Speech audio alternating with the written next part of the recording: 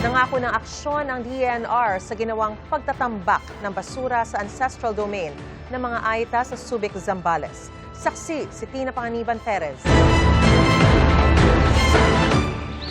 Sa gitna ng lupain ng mga katutubong Aita sa Subic, Zambales, may umaalingasaw na suliraning isiniwalat ang dokumentaryo ni Cara David sa Eyewitness na ibinasurang paraiso. Ginawa kasi itong tambakan ng lokal na pamahalaan. Kabalintunaan anya, lalo pag pinalikan ang pagtrato sa kanila sa kapatagan. Pag nagtitinda nga po kami, ma'am, sabihin nila kaagad-agad, ma'am, na wow, alisan ninyo, linisan ninyo yung kwan ninyo, ha, yung pwesto ninyo. Agad-agad sabihin po nila yun, sumusunod naman po kami, ma'am. Pero sila po, parang bingi lang po sila o ano po sila. Dahil sa tambak ng basura, ang dating berteng bundok, wala ng kulay at nakakasakal na ang hangin. Inuuhaw na rin sila dahil pati ang mapagkukunan ng tubig, kontaminado na ng basura at katas nito. Malayo ito sa paliwanag umano ng lokal na pamahalaan sa kanila bago ang pagtatambak simula 2019. Yan nga po sabi nga po, pagkagandahin doon. Marami sa mga basura ay mga medical waste noong panahon ng pandemya. January 2022 naman, nadiskubre ng DENR ang open dump site na labag sa Ecological Solid Waste Management Act. Bagamat napatigil ang pagtatapon noong October 2025 at naipasara nitong Marso dahil sa reklamo ng mga katutubo, hindi pa rin tuluyang naaalis ang basura. During that time po, ang gusto lang namin, maitapon po namin yung napakadaming basura. Immediate solution lang po ito eh. So, hindi po magtatagal. Pero nakatira roon ang mga katutubo at sakop ang lugar ng kanilang ancestral domain. Ayon sa kanilang leader, may kasunduang pinapirma sa kanila ang Subic LGU. Ang sabi nila sa akin, buwan-buwan magbibigay sila sa akin ng 10,000 na Samsung. Ba't po kayo pumirma at pumaya? Kasi ayaw, kahit na hindi kami papayag at hindi, papayag kami hindi, pagpatuloy nila kasi naumpisa na nila. Baka kami nagbiyak, nalaman na namin na napatag na nila. Pinabulaanan yan ng LGU. Giit pa nila. Hindi namin alam, ma'am, na may community doon sa area. Matapos i-ere ang dokumentaryo, ay kinausap na umano ang mga katutubo ng National Commission on Indigenous Peoples o NCIP ayon sa impormasyong nakuha ng ilan sa likod ng docu. Nagsimula na rin umanong hakutin ang mga basura. Yan din ang pahayag ng DENR Environmental Management Bureau Region 3 na nagsabing lilipat yan sa otorisadong landfill. Nakipag-ugnayan na sila sa provincial government at nagsagawa na ng inspeksyon at compliance monitoring doon. Mayroon na rin umanong naaprobahang safe closure at rehabilitation plan.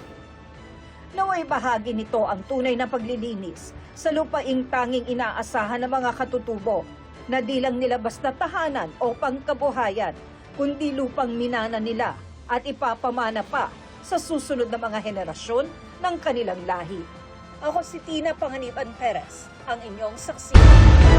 Pinagpapalo ng isang lalaki ang isang biktima ng sunog sa Bangkok, Thailand para maapula na titirang apoy na nooy bumabalot pa sa kanya. Ang iba pang biktima humandusay sa labas ng bar kung saan nagmula ang sunog. Makikitang nalapnos ang balat ng isang biktima. Umakyat na sa 30 ang bilang ng mga nasawi, 75 ang nasugatan. Patuloy ang investigasyon ng pulisya, kabilang na ang posibleng kapabayaan ng may-ari ng bar.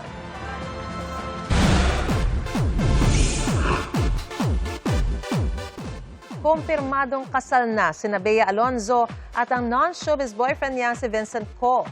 Ayon yan sa post ni Makati City Mayor Nancy Binay na siya ring nag-officiate ng kasal. May litrato rin siya kasama si Bea na naka-white. May caption pa itong "One More Chance." Sa pahayag na eksklusibong nakuha ng GMA News, sinabi ng abogado ni Bea na si Attorney Joey Garcia na naganap ang kasal sa Makati City Hall alas 7 kagabi. Kaugnay naman sa issue ng prenup agreement, nilinaw ng abogado ni Bea na malayang nakapag-execute ang dalawa ng prenup agreement nang walang issue.